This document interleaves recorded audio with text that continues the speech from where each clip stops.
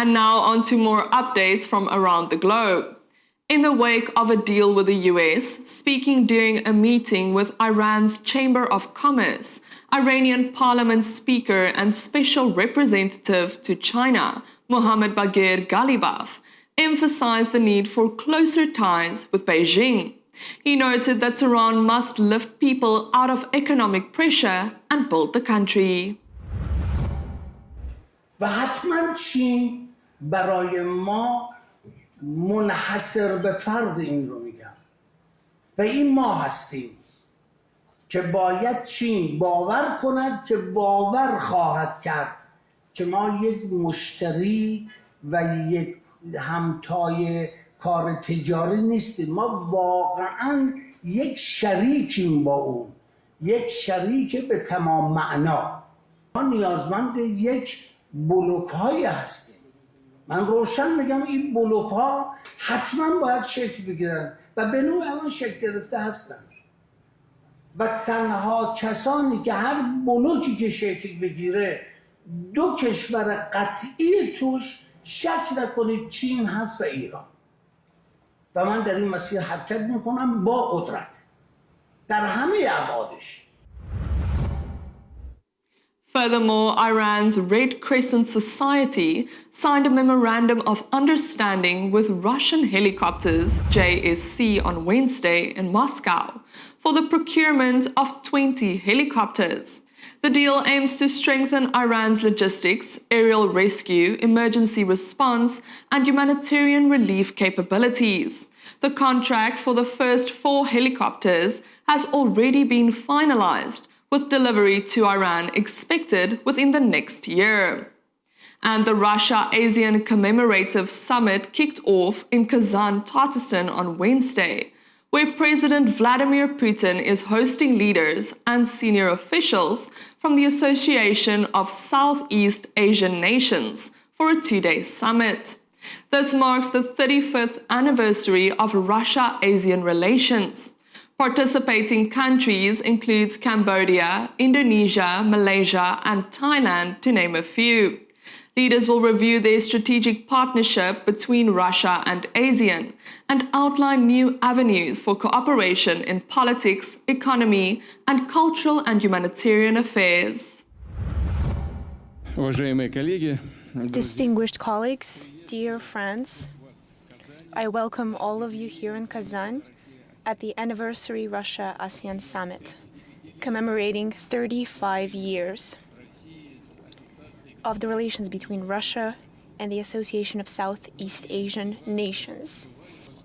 The Association of Southeast Asian Nations has built a reputation not just in the Asia-Pacific region, but globally. It has withstood the test of time, has built a system of interstate cooperation based on mutually recognized norms of international law and mutual respect of interests of one another. It is those very principles that are at the base of the relations between Russia and ASEAN. They have reached the level of strategic partnership that during the times of geopolitical turbulence is the most important stabilizing factor in the Asia-Pacific region. It is contributing to the forming of the balanced architecture of security as well as the mutual beneficial cooperation. We will follow the next agenda, the exchange of opinions on relevant regional and international issues, assessment of the results of Russian-ASEAN cooperation over the last 35 years, future areas, goals, and objectives of strategic partnership between Russia and the association. Naturally, during the discussion, we may touch upon other issues, any issues that you deem important to bring up during our discussion. More stories coming up after this short break. Stay with us.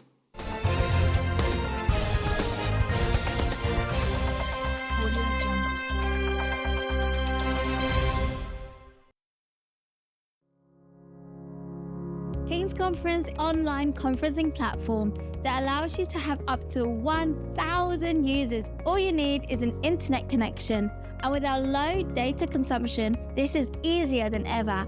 And a device, whether it's an iPhone, an Android, or you just have a laptop, you can join your King's Conference meeting. Jump on a call with friends and loved ones and use our emoji reaction to have the best time online. Take your work anywhere with King's Conference. Whether you're working from home, working in a coffee shop, or even on a beach or in the park, stay connected to all of your work meetings using King's Conference. Use our scheduling system to make sure you never miss a meeting again. You can invite other KingShot users to your meeting and they'll receive a notification in their inbox. Also, you have all of your meetings in one place with King's Conference. Whether it's a meeting you've been invited to or one that you've scheduled yourself, they're all listed out for you so you'll never miss a meeting again. Go to kingsconference.app and schedule your first meeting today. King's Conference. Stay connected.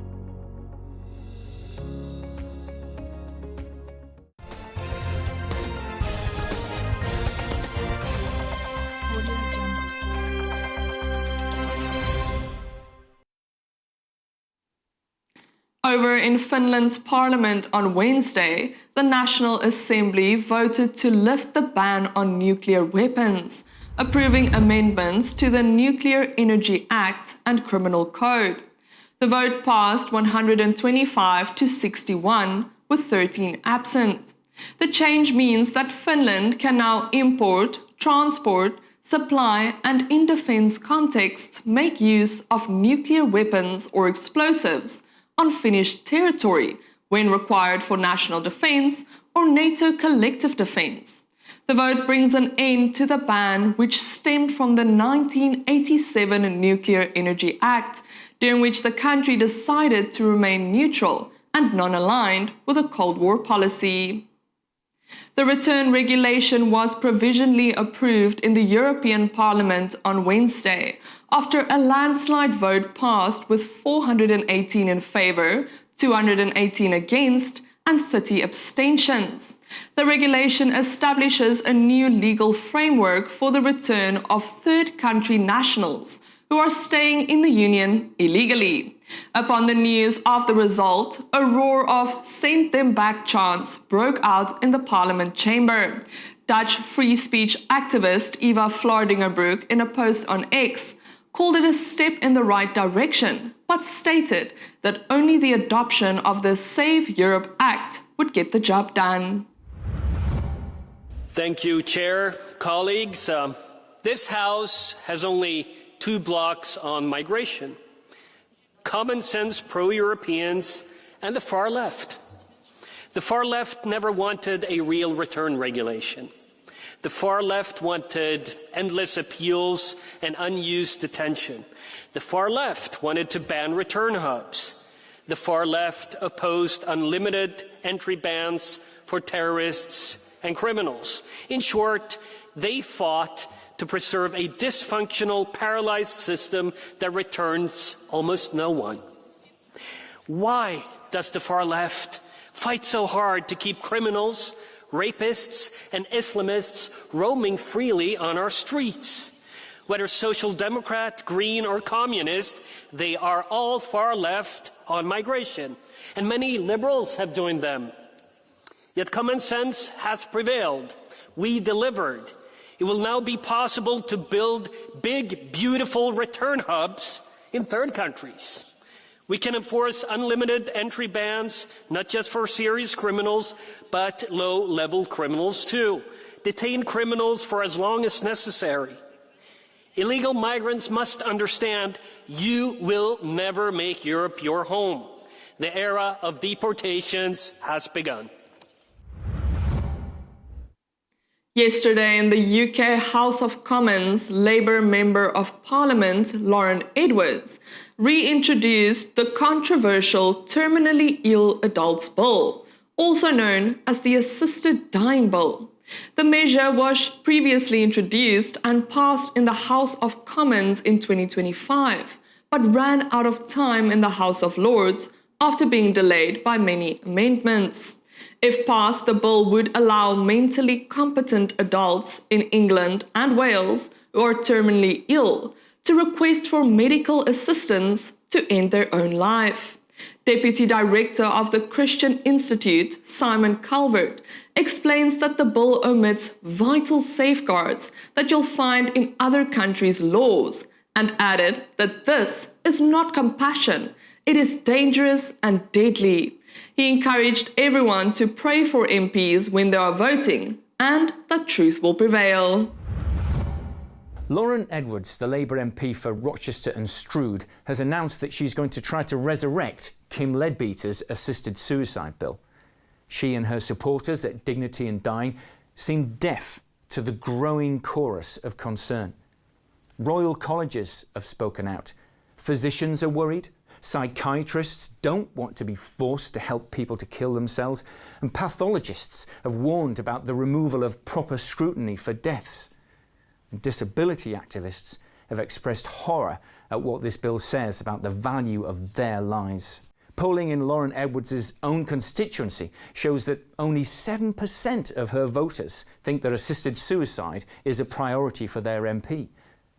The bill is likely to be debated on Friday, the 11th of September. That's the House of Commons' first chance to vote it down. Supporters of the bill talk about using the Parliament Acts to force it through and override the House of Lords, where it got such a rough ride previously. That idea is making even some of their own allies nervous. And press reports talk about a growing civil war in the Labour Party. Many of them believe that there are far more urgent issues facing the country. The writer Dan Hitchens has powerfully exposed the dangers. He points out that Lauren Edwards' letter announcing the bill claims that it's only for those at the very end of their lives. But the bill uses a 6-month prognosis, something we all know is notoriously difficult to predict. Experts say that many eligible people could actually have years left to live. She calls it the safest and most robust assisted dying law in the world, but I'm afraid that is just a slogan. The bill omits vital safeguards that you'll find in other countries' laws. Brothers and sisters, this is not compassion. This is dangerous and this is deadly. The words missing from Lauren Edwards' statement tell us everything. Words like poverty, disability, mental health, feeling a burden, social care costs, domestic abuse. These are the issues that the public, the House of Lords and many doctors are deeply worried about.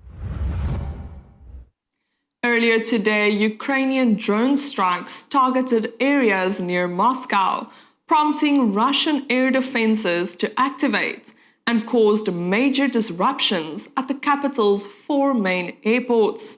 Russian authorities reported temporary flight suspensions and restrictions due to drone threats, resulting in hundreds of delays and cancellations.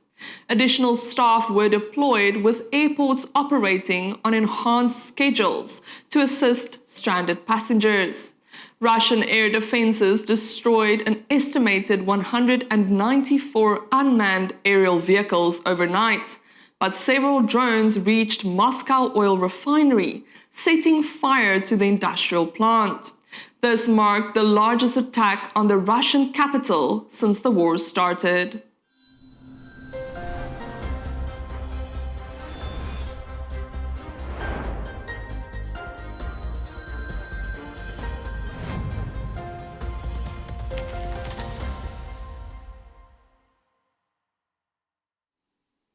And now let's take a recap of today's headlines. Historic agreement between the United States and Iran has officially been signed. So we'll be working on a parallel effort with the Gulf nations to address non-nuclear issues such as the conventional ballistic missiles, which we'll be talking about. Finland has lifted its Cold War-era ban on nuclear weapons, marking a major defense policy shift.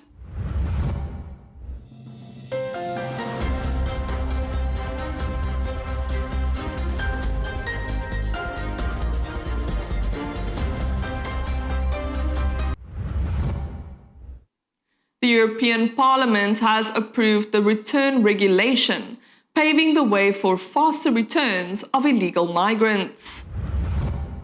Thank you, Chair. Colleagues, this House has only 2 blocks on migration. Common sense pro-Europeans and the far left. Ukraine launched its largest drone attack on Moscow since the start of the war, disrupting air traffic and igniting a fire at the Moscow oil refinery.